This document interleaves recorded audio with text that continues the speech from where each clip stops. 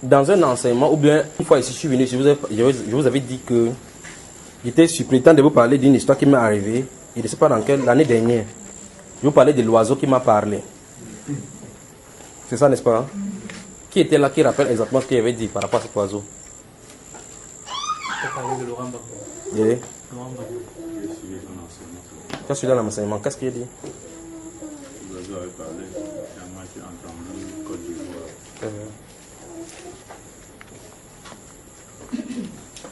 Et je vous ai glissé que je vais revenir là-dessus. N'est-ce pas? Et j'ai dit, que l'oiseau dit, qu'Alassane Ouattara, qu'est-ce que j'ai à voir avec Alassane Ouattara qui va être amené à l'hôpital? N'est-ce pas? Vous savez qu'il avait été amené à l'hôpital par la suite, en France, n'est-ce pas? Vous savez ça? Ok. Donc je vais, avant qu'on prépare les versets, dès que je finis là, on avance là-dedans. Il faut qu'on prie pour la Côte d'Ivoire, non seulement la Côte d'Ivoire, mais aussi le Cameroun, parce que je suis en train de regarder, c'est comme deux destinées. Deux destinées, suivez attentivement. Deux destinées, deux ressemblances par rapport à cela. Pour la Côte d'Ivoire, maintenant, il va donner le message clairement, mais pour le Cameroun, je vais coder parce que je suis au Cameroun. D'accord? Pour le Cameroun, je suis obligé de parler en parabole. Pour la Côte d'Ivoire, je suis obligé parce que c'est le moment maintenant qu'on ouvre cela. Donc, vous remarquez bien que il avait été dit que quoi? L'oiseau parlait que Alassane Ouattara, qu'il fasse attention, il sera à l'hôpital. Qu'il faut qu'il y ait la réconciliation là-bas. Maintenant, de quelqu'un, comme nous parlons tout à l'heure de destinée, par exemple, regardez bien la destinée. Le Seigneur Jésus-Christ et Judas ont une destinée liée. Il va d'abord expliquer ceci pour vous amener quelque part par rapport à Gbagbo et Alassane Ouattara. Ça veut dire quoi? Le jour où Jésus-Christ naît, il sort là-bas, Judas est quelque part aussi, il sort, ils grandissent, ils sont censés, c'est prévu qu'ils se rencontrent et qu'ils aient l'antagonisme. De la même façon que c'est ouvert dans la Bible, c'est écrit que il a été mené comme une brebis, comme c'est dans le livre Ésaïe 58 et 53, avec d'autres passages concernant Jésus. C'est aussi écrit de Judas. C'est ça, n'est-ce pas? C'est aussi écrit de Judas, qu'il est censé vendre quelqu'un. Et c'est quelqu'un-là, c'est celui dont on est en train de parler. Ça veut dire que Judas, on a écrit de lui en parallèle, on a écrit de Jésus en parallèle, mais ils doivent se rencontrer. C'est toi qui dois me vendre. C'est la même façon avec Laurent Gbagbo et Alassane Ouattara. C'est deux personnes qui, dans leur destinée, marchent main dans la main. Ils s'entraident souvent, mais ils se détestent. C'est-à-dire que quand tu veux tomber, c'est moi qui te relève. Quand tu veux tomber, c'est moi qui te relève. Mais ils se détestent dans leur destinée. Dans le destinée de Jésus, Judas est censé lui faire bisous. Mais pour le vendre. Vous savez ce que je suis en train de dire, frère? Vous comprenez bien ce que je suis en train de dire? Ok. Alors, la Côte d'Ivoire a un vrai problème. Le problème, ce n'est pas le problème humain.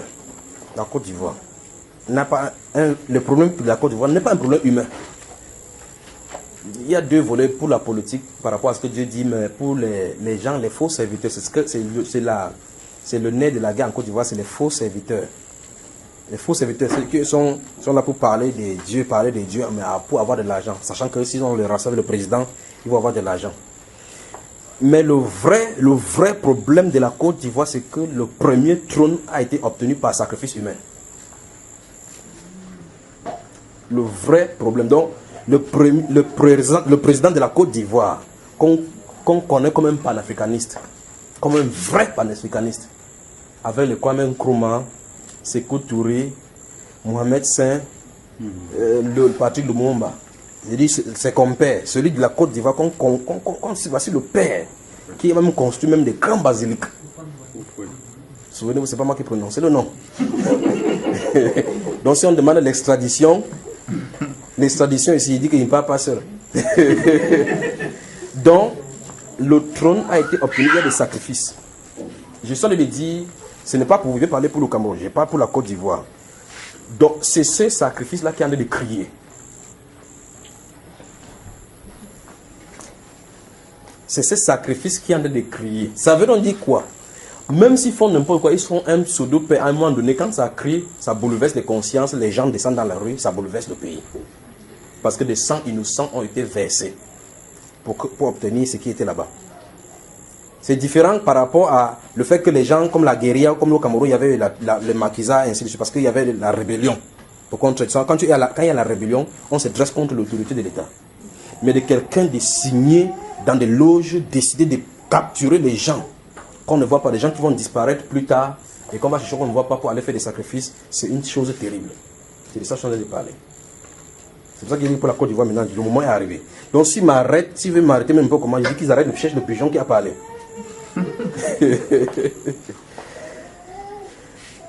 Donc, alors, le trône donc doit être nettoyé. C'est-à-dire que quand quelqu'un vient s'asseoir, que je suis le président de la Côte d'Ivoire, s'il s'assoit là-bas, il s'assoit sur le feu. Vous comprenez ce que ça me dit, n'est-ce pas? Parce que ce trône-là regarde quelque chose. C'est-à-dire que le trône, quelqu'un qui est le président de la Côte d'Ivoire doit être renversé pour que le trône soit restauré. Alors maintenant, voici donc la solution du Seigneur. La solution du Seigneur, c'est que pour que quelqu'un soit en paix là-bas, il faut qu'ils appellent les autres autour de la table et se font la paix. C'est la seule solution. C'est-à-dire que s'il n'y a pas ça, il monte et descend, quelqu'un reste là, comme celui qui est là-bas maintenant, Alassane Ouattara. Le fait, je vous ai dit, c'est que Pigeon a dit qu'il fasse attention, qu'il appelle la paix, il va aller à l'hôpital. Parce qu'il peut avoir une brillante destinée. Il peut avoir une brillante destinée devant le Seigneur en disant, il a mis le processus de paix parce qu'il a lutté avec Laurent Gbagbo. Souvenez-vous, il pouvait ne pas être président. C'est Laurent Gbagbo qui lui a donné l'accord pour qu'il soit éligible. Donc, c'est leur destinée, c'est écrit dans le livre comme ça. Ils sont censés faire cela. L'autre est censé condamner l'autre. Mais maintenant, il peut le faire.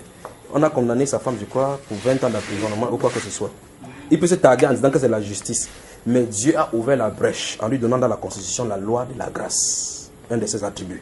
C'est-à-dire que tu es condamné, mais je peux dire que relaxez-le. Vous comprenez cela? C'est l'un des attributs du président de la République. Je crois que dans la Constitution de la Côte d'Ivoire, ça se trouve également. Comme dans notre pays. Vous entendez, le président a fait grâce à certains prisonniers.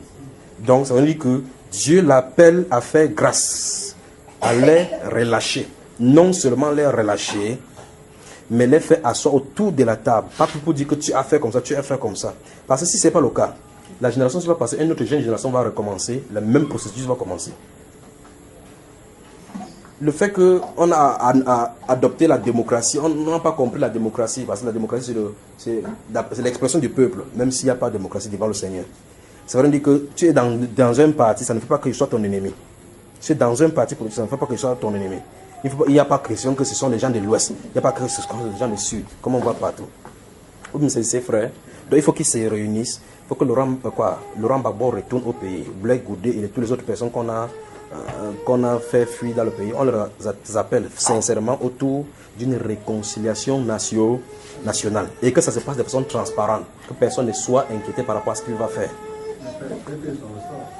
Donc, de telle enseigne que si quelque chose arrive, que ça se passe par caméra, c'est-à-dire que qu'on passe à la radio-télévisée, pour que les gens voient comment ça se passe, le processus de réconciliation.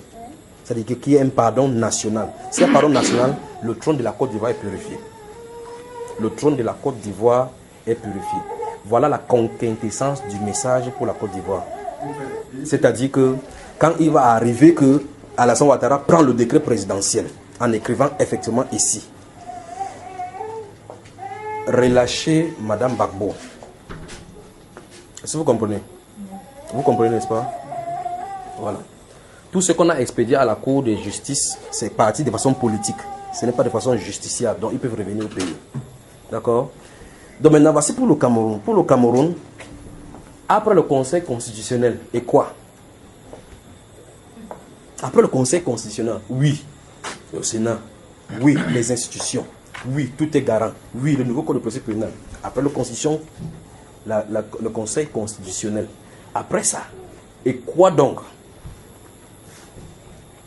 C'est-à-dire que je peux dire ceci. Quand le lion reste comme ça, il a faim, il essaie de voir comment il va faire. Vous savez, le lion, c'est le chef de la forêt. Pas vrai? À côté des lions, il y a des animaux aussi qui peuvent se battre. Il y a des animaux qui peuvent se battre. Mais si le lion détermine, ok, que après telle chose, quand il va parcourir, attraper telle biche-ci, il pourrait me reposer. Quand il finit de manger, il n'a plus de repos. Pas vrai? Mais les autres animaux n'ont pas encore mangé. Donc le lion peut se reposer. Que le Seigneur vous bénisse.